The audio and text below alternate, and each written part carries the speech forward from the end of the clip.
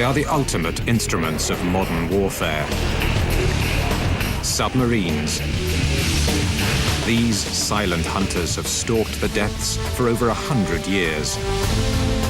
But in the chaotic new world, the old rules no longer apply. And so, a new breed of undersea warrior has been built to dominate. Manned by the US Navy's finest sailors. It's a high-tech hunter. Quiet, smart, and deadly. This is America's newest generation of firepower, the Virginia class.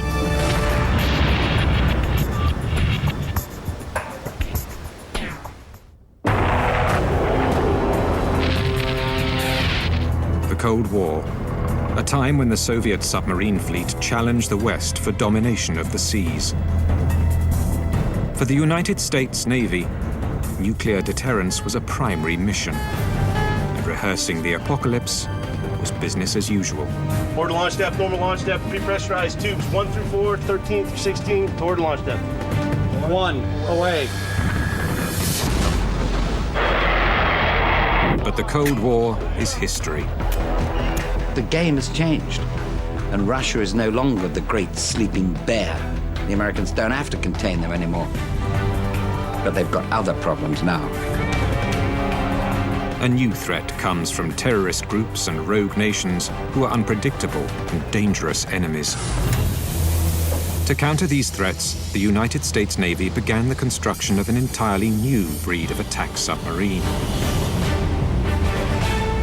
The Virginia-class submarine is the first submarine designed from the ground up after the end of the Cold War. It's the birth of a whole new era in submarines for the United States. It gives us that extra edge. Packed with groundbreaking technologies, these submarines are the most advanced warships ever built. The number of screens and the amount of data that we have standing behind me is probably 3 to 4 times the level that you'd find on any other submarine out there in the fleet today.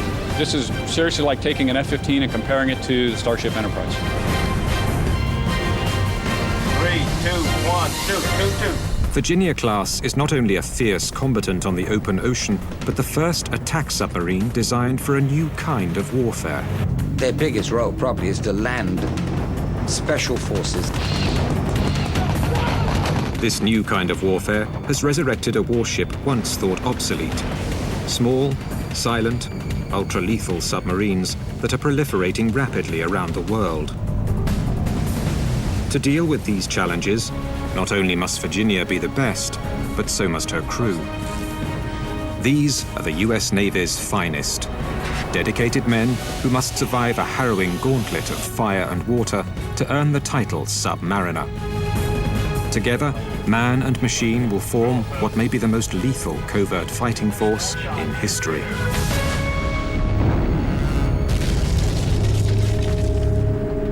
Dive, dive.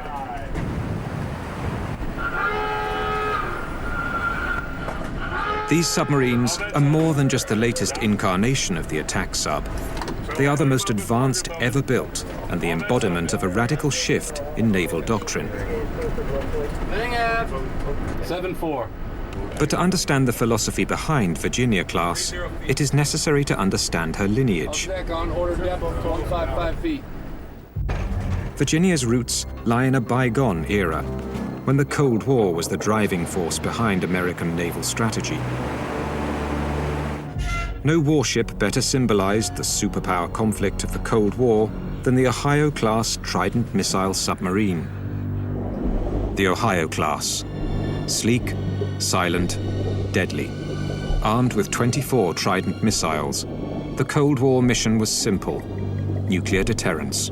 You compare our SSBNs, our strategic missile submarines, with the land-based missiles and with the strategic bombers, the submarines were the most survivable element. They were invulnerable. It was a deterrent force that we could rely on. For this deterrence to be credible, men would need to be ready to perform their nightmarish duty without hesitation. Release of 8 missiles. I concur. Authorize the launch. Authorize the launch, aye, sir.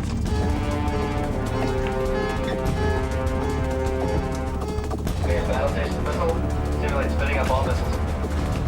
Right now what we're doing is we're spinning up all the missiles and getting them ready for launch. So we're actually sending them information of where they're at and where they're going to go.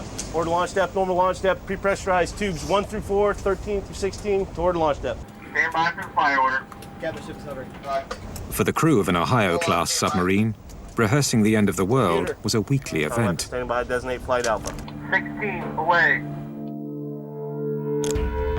Each Trident D5 nuclear missile can carry a payload of up to 3.8 megatons, 250 Hiroshimas. Missiles from a single Trident submarine could incinerate 190 cities. It was this staggering destructive capability that made nuclear deterrence work. Leaner and meaner than the Ohio, the Los Angeles class was the US Navy's most important Cold War attack submarine. The primary mission of U.S. attack submarines was to help locate, trail, and if necessary, sink Soviet submarines. These submarines maintained a significant technological edge over their Soviet counterparts. Until an American naval officer's act of treason allowed the Russians to make a quantum leap forward. Its official accused spymaster John Walker today pleaded guilty to running a family and friends spy ring that sold U.S. Navy secrets to the Soviets. A new design was needed to stay ahead. Enter Seawolf.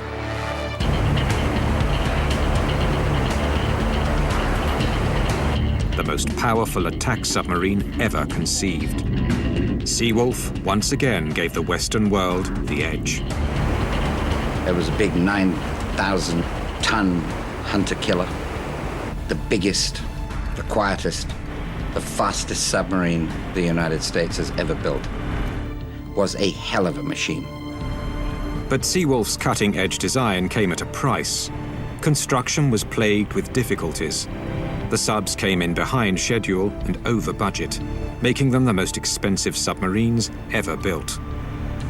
And even before the first of the class was completed, Seawolf's main mission had ceased to exist.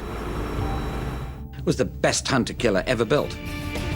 But the end of the Cold War kind of made it beyond its mission.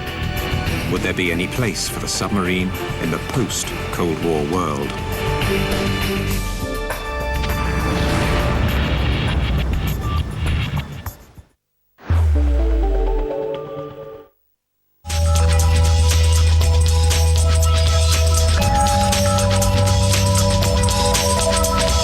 The bra. Bras have been around for thousands of years, but they haven't always been used to cover the breasts. In Crete, around 2500 BC, warrior Minoan women wore undergarments that provided uplift, but left their chests bare. Upper-class ancient Romans idealized the male physique, and their bra designs appeared to reflect this. They had two kinds, the fascia, made to stop breast growing, and the mamillari, for hiding fuller ones. The bust came back into fashion in 15th century Europe with the arrival of the corset and the hourglass figure. Over the next 400 years, corset designs like the S-bend got so extreme they became dangerous to wear.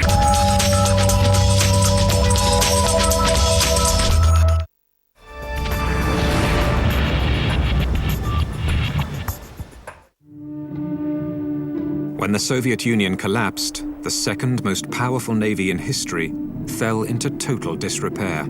Well, the whole Russian Navy is in a pretty parlous state.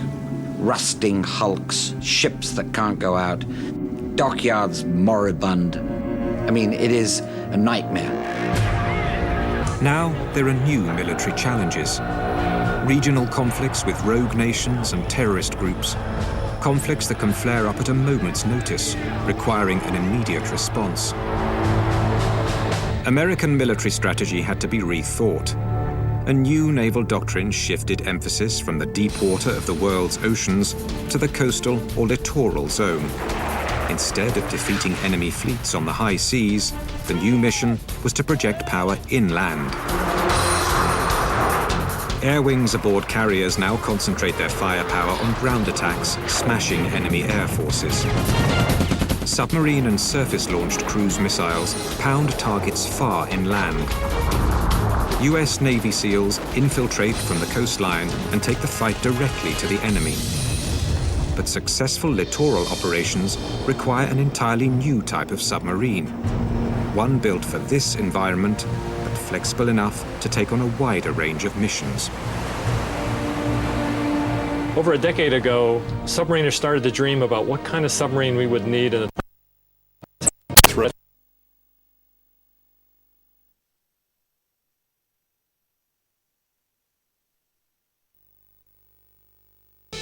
Designed for 21st century warfare, crammed with digital era innovations, the 30 ships of the Virginia class will be the most advanced submarines ever created.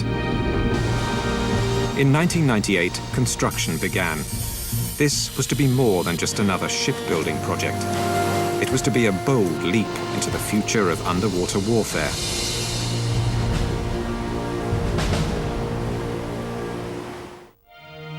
Today, the first of this new class of attack submarine is readied for an important journey. The Virginia is headed out to sea. Currently, right now, we're at Sub-Base, New London, Groton, Connecticut, at Pier number 6. And we're waiting to cast off all lines, and we'll go down to Thames River, and then we'll be heading down towards our commissioning. The commissioning ceremony will welcome Virginia as the newest member of the fleet.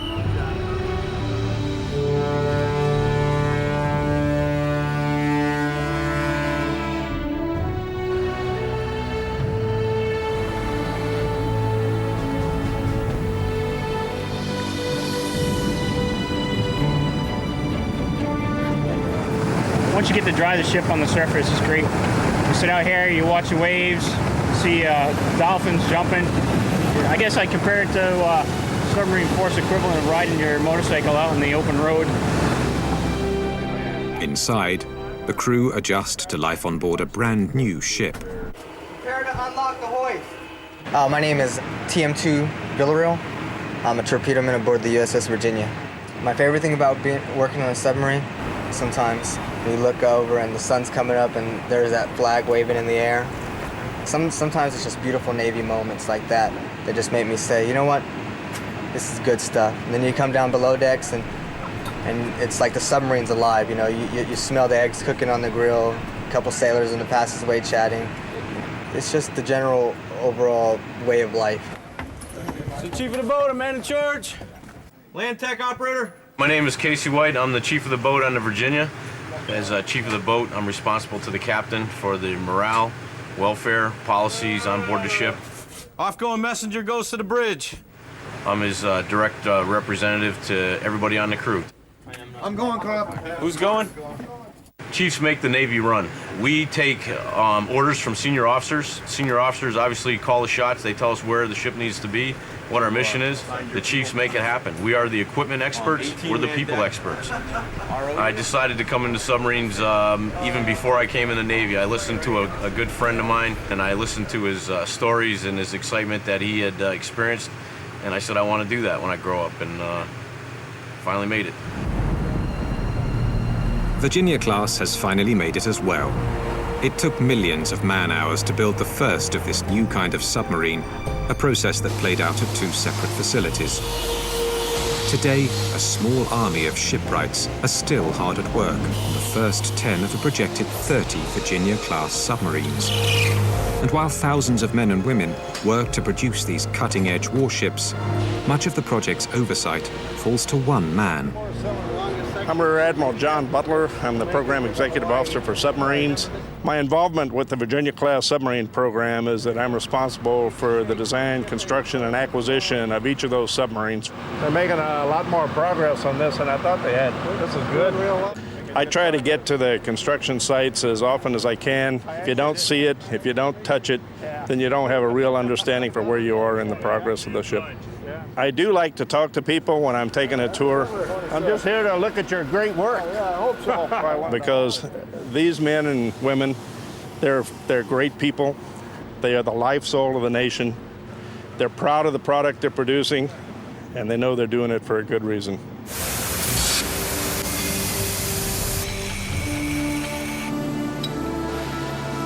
It takes years from the time the first piece of steel is cut to when a Virginia-class submarine is ready to roll out of the manufacturing building.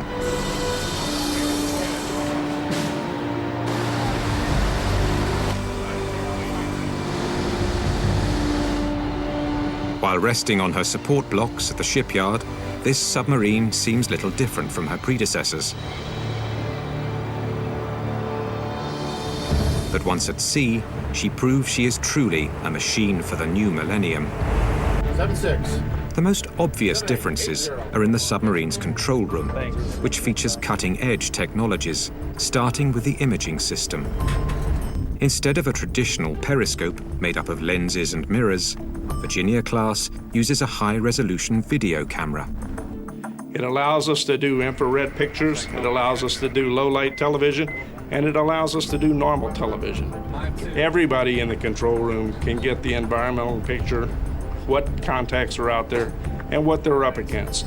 7-6. In combat, reaction time is critical. Networking between sonar and fire control generates targeting information faster, giving Virginia-class the edge. The control room that stands behind me here with the electronics that are in there is phenomenal. No other ship has that type of capability. This is also the first submarine to use a fly-by-wire piloting system. Well, fly-by-wire is where instead of it being a direct hydraulic signal or mechanical signal from the operator, it's an electric signal that he sends using the joystick, and then it sends it to a computer which processes that signal, and then it sends that signal down to the control services, which is very much different from how we used to operate the submarine. All latches being fully raised. Tube load, tube 2.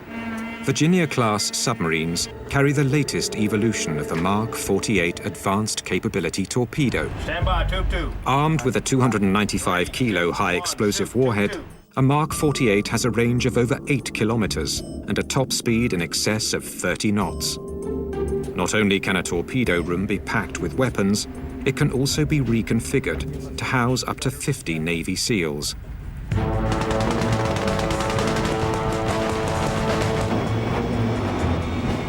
In today's unstable world, special forces are more important than ever.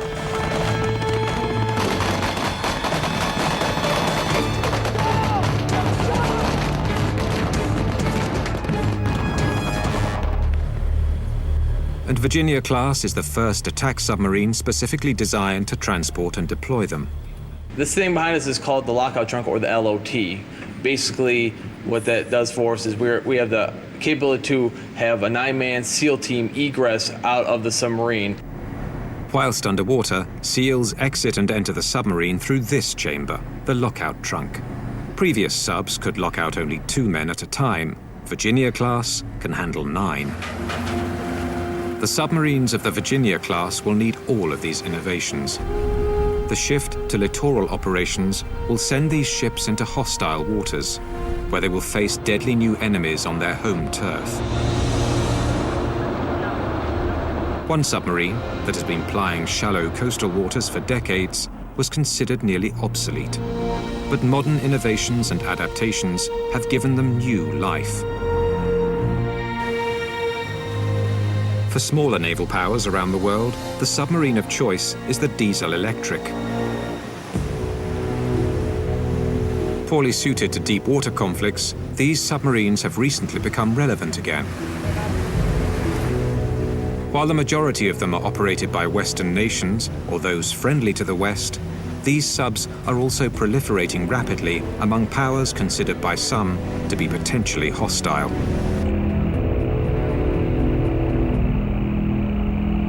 And the West is just beginning to wake up from the fact that this is not great. That there are these desperately quiet, extremely dangerous submarines being built. Russia is a major exporter and has sold submarines to Cuba, Libya, North Korea, and Iran.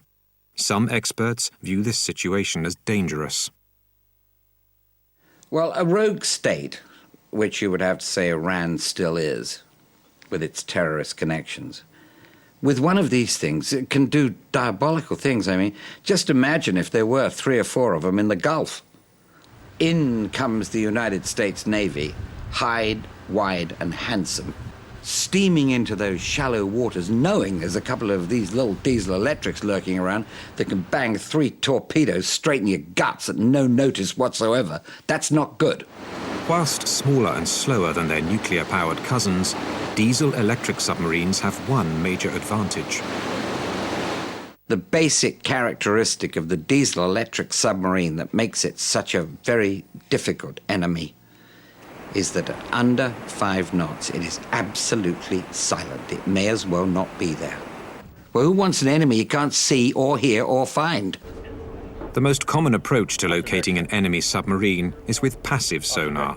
Passive sonar means putting your ear in the water with a device that just listens for sounds. Passive sonar detects signature sounds emitted by a submarine's propulsion plant. The diesel-electric submarine uses an electric motor to drive its propeller shaft. This motor can be powered either by electricity generated from the diesel or by a massive bank of batteries that are charged by the diesel. When running on a charged set of batteries at slow speeds, these subs produce almost no mechanical noise, making them extremely difficult to detect. But the diesel-electric has an Achilles heel. In a submarine which is running submerged, in order to run the diesel, which you need to charge the battery, you stick a pipe up to the surface to bring in air for the diesel engine. That's called a snorkel. It is while they're snorkeling, sucking air, running the diesel, that they can be heard with immense clarity. The goal is to keep the diesel-electric underwater longer without snorkeling. Designers have recently turned to a technology known as air-independent propulsion, or AIP. The world's first truly mature AIP design is the Swedish Gotland class, which entered service in 1999. The heart of the Gotland's AIP system is a cutting-edge evolution of the Stirling engine. Yeah, I mean, the name of the game when you talk about submarines is stealth, and to be able to stay covert in a hostile area or a hot area. If you can do that, you're the winner. The Stirling works by heating and cooling opposite ends of cylinders filled with an inert gas. This produces a pressure differential that drives the pistons, generating energy. A Gotland-class submarine is as quiet running on her Stirlings as other subs are running on batteries. The Stirling engine is an externally combustion engine. It works with kerosene and liquid oxygen. So we stored liquid oxygen on board the submarine. Gotland-class submarines carry enough liquid oxygen to remain submerged for a month. An enemy submarine employing this technology would be extremely hard to find with passive sonar. But there is another tool available to the sub-hunter: active sonar. Active sonar is the act of putting sound in the water. In the old World War II submarine movies, you'll always hear the ping from the sonar. And the sonar operator is listening for the return of that ping. When it hits another ship, it bounces back. You know the speed of sound in water. You know how when you activated the pulse, you know when it returns, you now have a range to the target. But active sonar can be fooled as well. Sophisticated hull coatings absorb sonar pulses. The complex environment of the littorals, the small size of the sub, and clever maneuvering by captain and crew can also make it hard to determine a sub's location. The difficulty of detecting an enemy sub that employs these measures is put to the test as the HMS Upland, second ship of the Gotland class, conducts anti-submarine warfare exercises.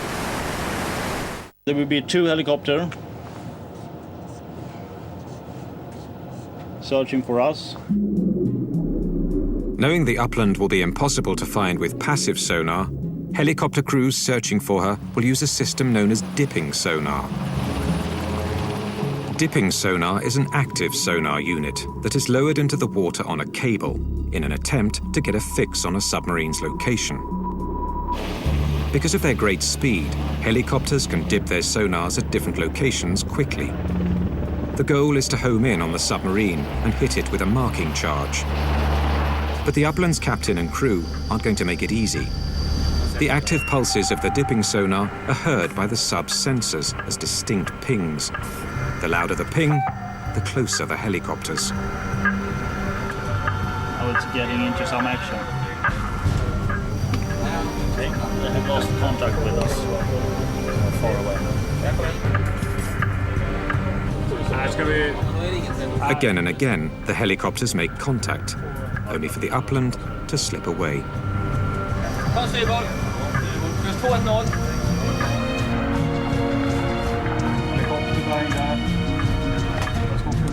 Believing they have a submarine in their sights, the helicopters drop a marking charge. There you go, the charges. Marking attack. They aren't even close. Far away. Sweden is a friendly nation, and the Upland's technology and dedicated crew are great assets to the security of the free world. But had this been an enemy submarine in a combat situation, the results could have been disastrous. But this is a real devil if this can stay under the water for 3 weeks or 4 weeks. AIP technology is a serious problem. At present, only Sweden and Germany are building advanced AIP submarines. But AIP is being pursued by others. Russia is designing its own AIP submarine for the export market. Who will buy this submarine and how well it will perform is still unknown. The threat AIP submarines may soon pose to world security is very real.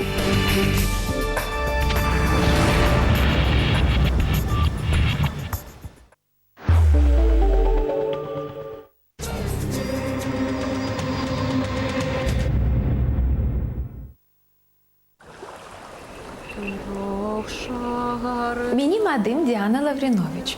Karaykamın barman. Biz geldik trohka Lituvaga 600 yıl hardhari. Vatat bir kiltirdi bizni trohka. Tili biznin Türk tili. Dinimiz karay dini. Bunyatyanın on sözleri. Yalbarabız kenese da karayıcı. Aziz yazışı köçürgen karay tilinya on yurçunçu 100 yıllıkta. А нам улусумузнун ашамагын биширать. Кыбынлар биширеллядler кой этиндянь да хамурдан.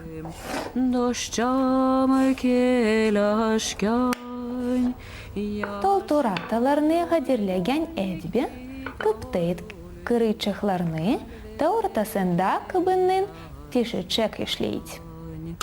Кели, кели, кели, süver doşçam, Ем инделять кыбынбы, хамур кырынын кыпмах сартын. Маш язышымы колайласа, алайым сени. Мухун сандуға. Пескүлбе яхмахы айдарнын иши. Бу адет калды аталарымыздан кыбын карайларга тирлегимизнин үлүшу.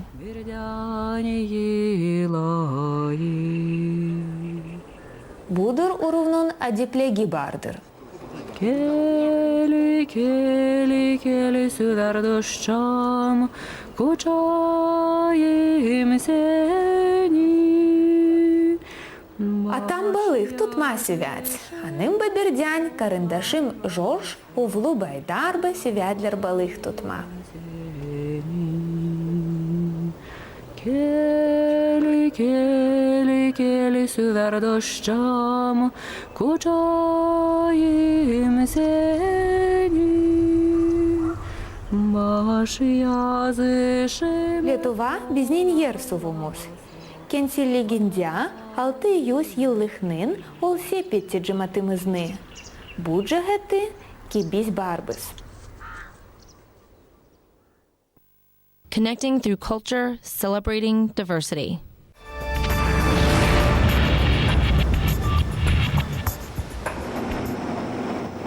The US Navy's newest line of submarines, the Virginia class, will have to face the growing threat posed by advanced non-nuclear submarines in the hands of her enemies.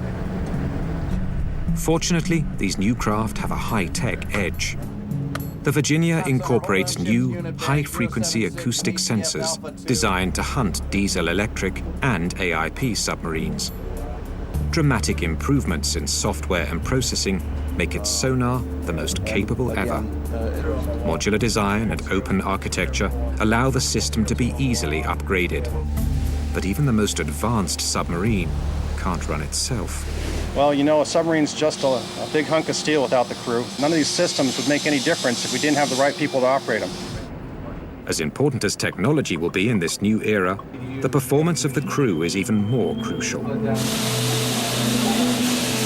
For that reason, submariners receive intense training. They are pushed to their limits and beyond.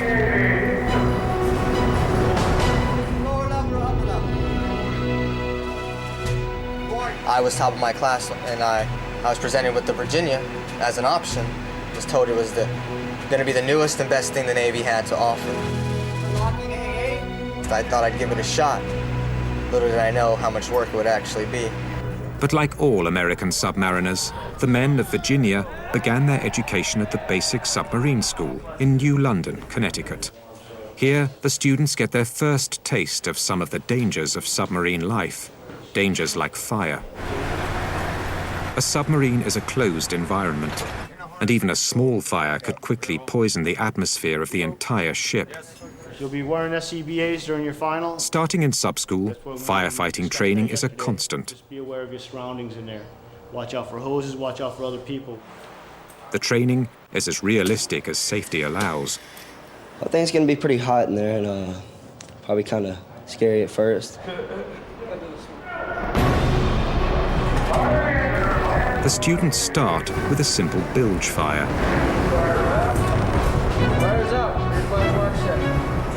As the day goes on, the fires grow more challenging. New techniques and equipment are brought to bear, including an emergency air supply known as the EAB system. Having survived the fire training, the students take on another deadly enemy: water. Deep below the ocean's surface, the water pressure on a submarine's hull is tremendous. Even the smallest leak can be lethal. Flooding in the engine room. Damage control party, lay to the engine room, lower level. Flood control has been actuated in the engine room. Phones are manned at damage control central. What are we doing? What are we doing? Let's go. Straps.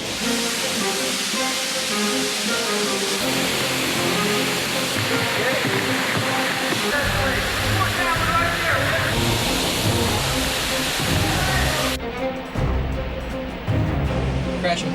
Crashing. The instructors simulate an underwater collision.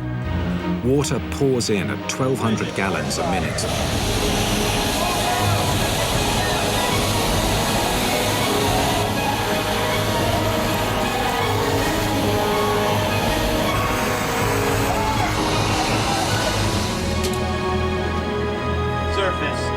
After 40 minutes of abuse, the instructors decide the students have had enough. They surface the ship and end the exercise. What we did, we worked on trying to plug up the pipes and all, trying to basically stop the submarine from flooding so we won't die too quickly. It's a little cold at first, but by the end, the water it felt like it was about 80 degrees.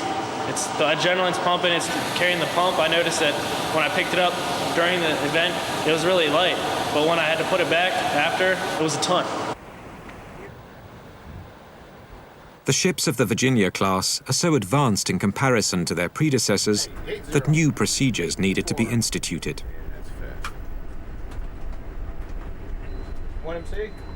When it came to learning how to operate their sub, the crew had to start from scratch. Sir, do you see the rig for die book back there? We've had to rewrite all the new system operating procedures, the ship's tech manuals.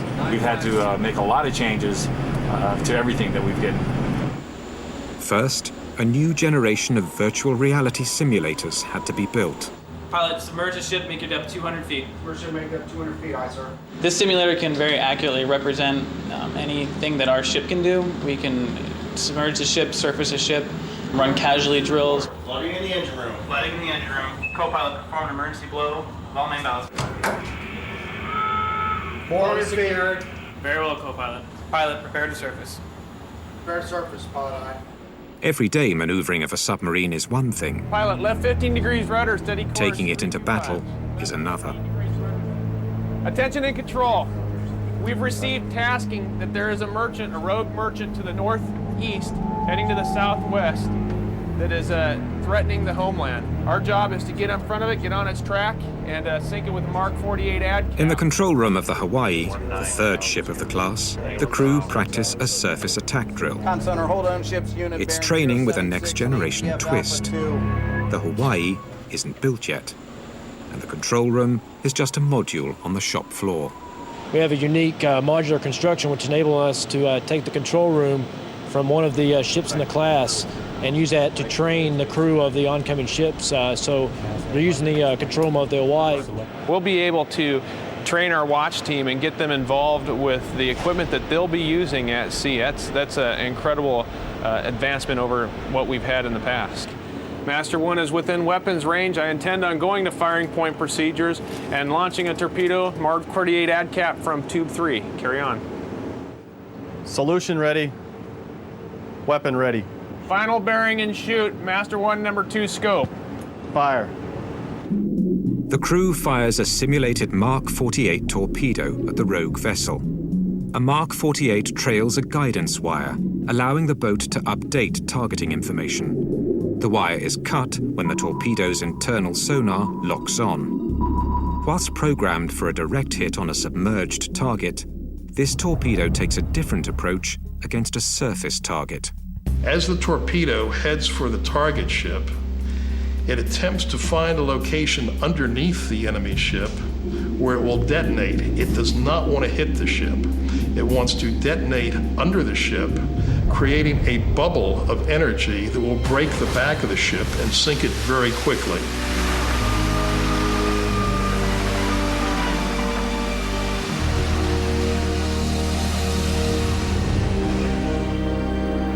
John sonar, loud explosion bearing 133. Now the final fate of Master 1, the contact of interest, is he's deep 6 right now, so that's where he needs to be, and we accomplished our mission. Training does not end when these students leave school. Submarine crews drill constantly, on their own, with other ships, and with navies of friendly nations.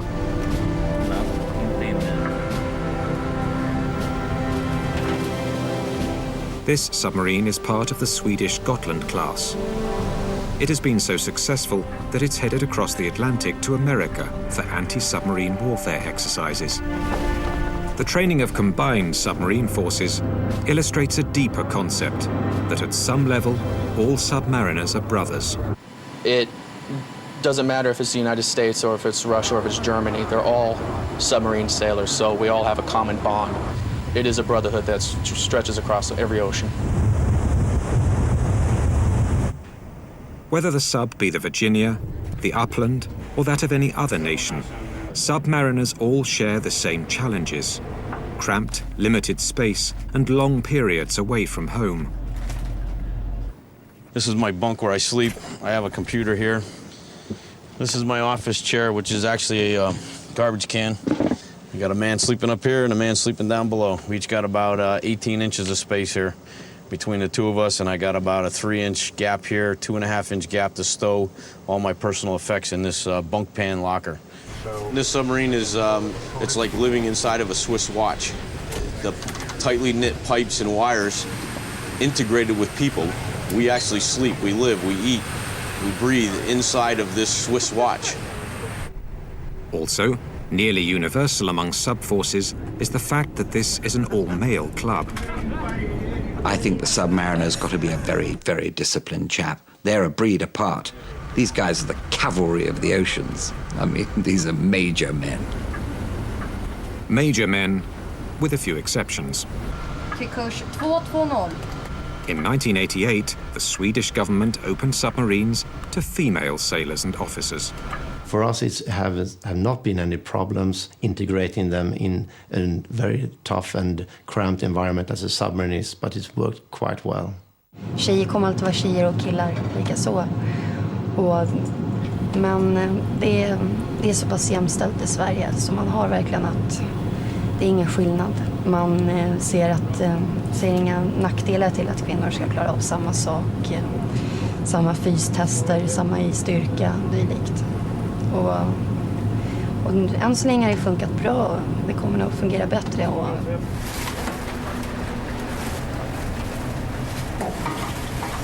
The food is actually really good. That's one thing about submarines. Because they're only cooking for 140 people. Not like a carrier where they're cooking for 5,000 people. So we do get treated really nice. Ett ögonblick. Well, we have 4 meals on 24 hours. I do the lunch and the supper and the night meals, and the other crew will do the breakfast because I have to get some sleep. So they do the breakfast, they bake their own bread. Right now I have 3 pieces of meat and little potatoes in it. So that. I'm the Chief CS, the Chief Culinary Specialist on board here, and there are 6 other CSs on board. When we're underway, we put out 4 meals a day, every 6 hours for 110 guys. And we go all the way from soup to dessert and everything in between. Some chicken, mashed potatoes, and gravy? I mean, we use instant potatoes, but the chicken we make, all the salad bar, the dessert we make. The Virginia's culinary team also faced challenges unique to submarine life. Not only putting out 400 meals a day in a cramped kitchen. Pilot, right 15 degrees rudder, steady course north. Right 15 degrees rudder, steady course north, aye, sir. Putting out 400 meals a day in a cramped kitchen that often tilts and rolls wildly as the sub practices combat maneuvers. Watch those cheesecakes, look at them right there. Okay, we're cooking while we're doing some pretty big angles now. It'll be a little challenging. We gotta catch some stuff, might go flying, but we'll get it done, get it out. Some people, it might not seem fun, but just everyday life on a submarine is kind of fun. A lot of camaraderie, a lot of joking around. Being able to, start talking about their family, start talking about their car, their dog, whatever it is. It means a lot to have that kind of connection to the people that you have to work with. The people here are our greatest asset. Those people must each earn the trust and respect of their peers. For all new submariners, their first ship is the ultimate classroom. I'm a teacher. I'm a student at the same time. I'm a mechanical man as well as a paper man. On the Virginia, a formal procedure known as qualifications, or quals, is the road by which new crewmen prove themselves worthy. You have to learn basically the ins and outs of the whole submarine, every system on board, all the inner workings, the chain of command. In an emergency, submariners must be able to count on one another. A physical symbol of that trust is the dolphins. Dolphins, I believe, are the oldest warfare insignia in the Navy. It's a sign that this crew member has met the minimum knowledge required to be qualified in submarines. They know their ship, they know their people, and they know what their responsibilities are to save the ship should a catastrophe happen. Dolphins are not given away, they're earned. And a lot of people take anywhere from 6 to 10, and some people even 12 or 14 months if they're having problems with the difficulty with the transition. It is extremely important. It is one of the biggest milestones in my career, being able to get my Dolphins. October 15th, 1989, on the USS Honolulu. I'll never forget that day, forever and ever. For non-quals, those who have yet to qualify, life on board is especially stressful. Heaven forbid you get caught on the mess decks watching a movie because you should be studying. You don't watch movies, you don't read books, you don't play video games, you don't hang out. You study, you learn, you study, you learn. And then if you got a little bit of time, you catch some sleep, and then you wake up and you better be studying again. My family still thinks I'm crazy. They're like, what are you doing out there for so many days underwater? Every non-qual dreams of the day he will receive his dolphins. Before he can, he must not only demonstrate a working knowledge of every system on the Virginia, but also prove his worth when disaster strikes.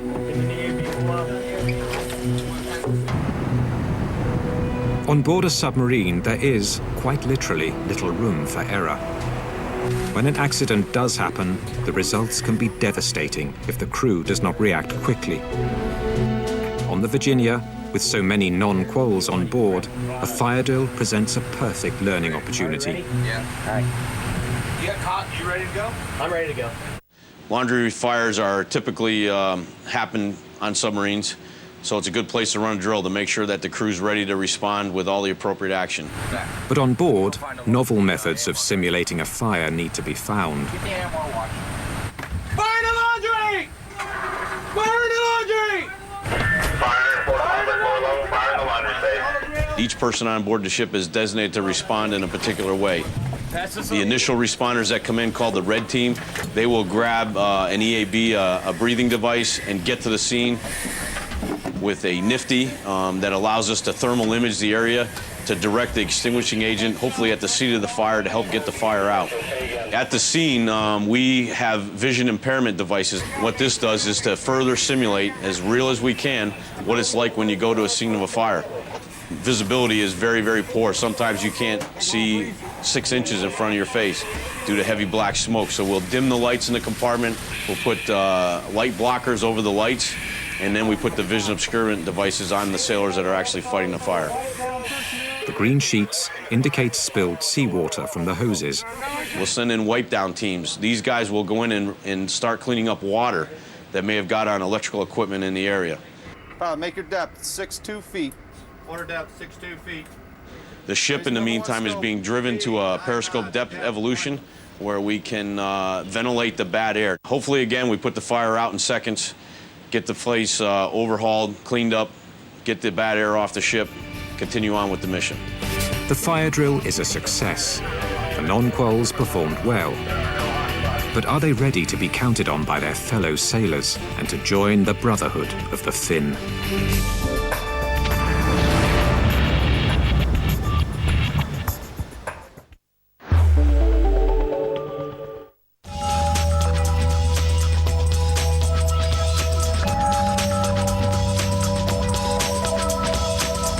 Money. Money hasn't always been about coins and notes. In the past, objects were chosen as currencies because they were valuable, portable, and durable. Cattle were among the first forms of money in the Middle East about 11,000 years ago. And cowrie shells were the currency in China and some Indian Ocean islands. The first ever coins were produced in Lydia, now Turkey, in the 7th century BC, and were made of electrum, a metal containing both silver and gold. By the next century, they were being minted in Greece, and shortly afterwards, coins were being used to trade goods in Asia Minor, India, and China.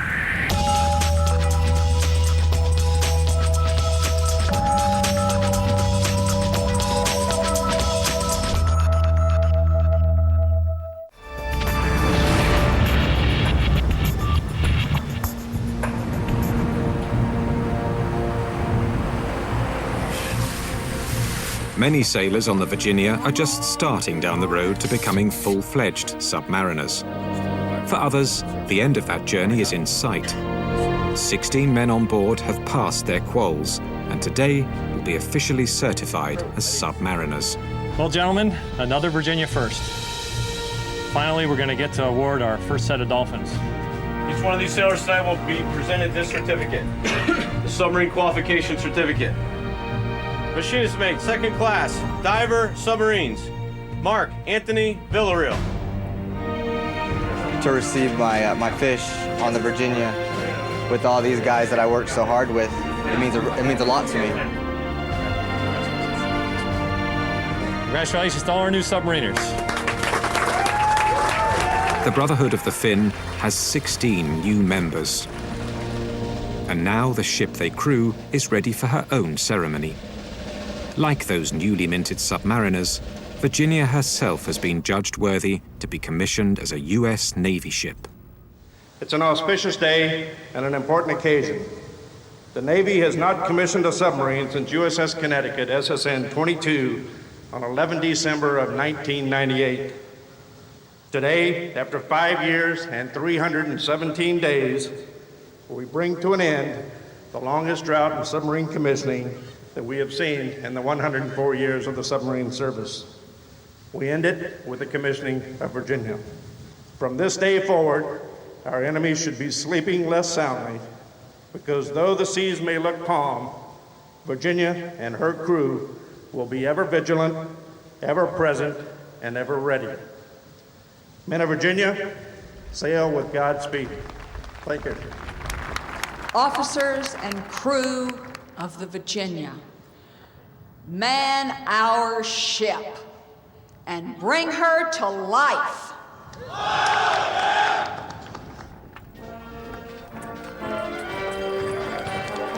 To be here on this day, to see the crowds of people, to see the patriotism and the loyalty and the emotion come forward as the crew walked onto the ship, I couldn't be prouder of my men and my crew, and I'm just very, very happy.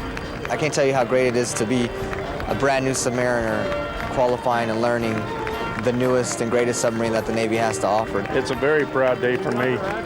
We have delivered to the Navy one of the weapons in the arsenal that the Navy was needing. It's here today, 1 down, 29 to go.